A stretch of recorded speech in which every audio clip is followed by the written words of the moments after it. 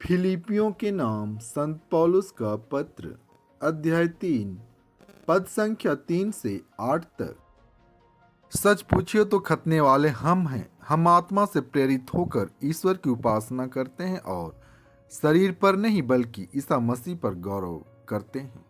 हालांकि मैं भी शरीर पर गौरव कर सकता हूँ। यदि कोई यह समझता है कि वह शरीर पर गौरव कर सकता है, मैं तो और भी ऐसा कर सकता हूँ। 8वें दिन मेरा खतना हुआ था। मैं इस्राएली बेन्यामीन वंशी और इब्रानियों की इब्रानी संतान हूँ।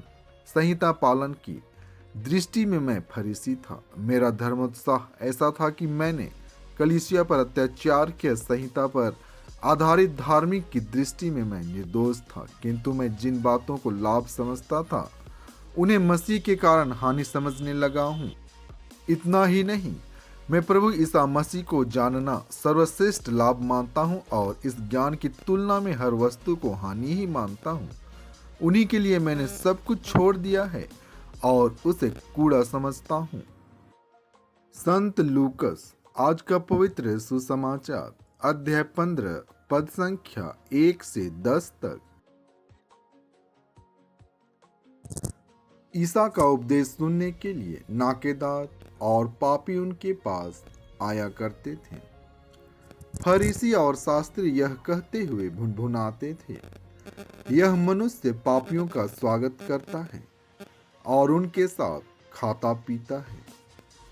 इस पर ईसा ने उनको यह दृष्टांत सुनाया, यदि तुम्हारे 100 भेड़ें हों और उनमें एक भी भटक जाए तो तुम लोगों में कौन ऐसा होगा जो 99 भेड़ों को निर्जन प्रदेश में छोड़कर न जाए और उस भटकी हुई को तब तक न खोजता रहे जब तक वह उसे नहीं पाए।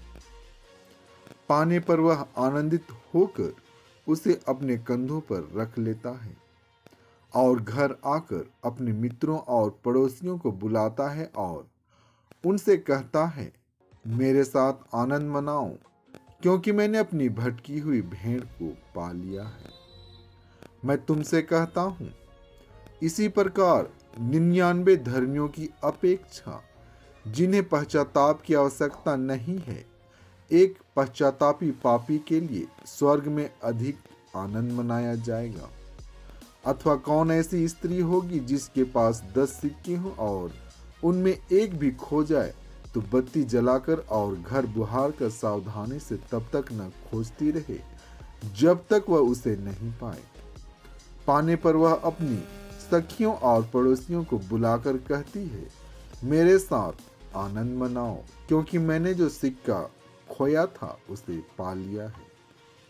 मैं तुमसे कहता हूं, इसी प्रकार ईश्वर के दूत एक पश्चातापी पापी के लिए आनंद मनाते हैं। पिता परमेश्वर के इन वचनों के द्वारा आपको आशीष मिले। आमीन।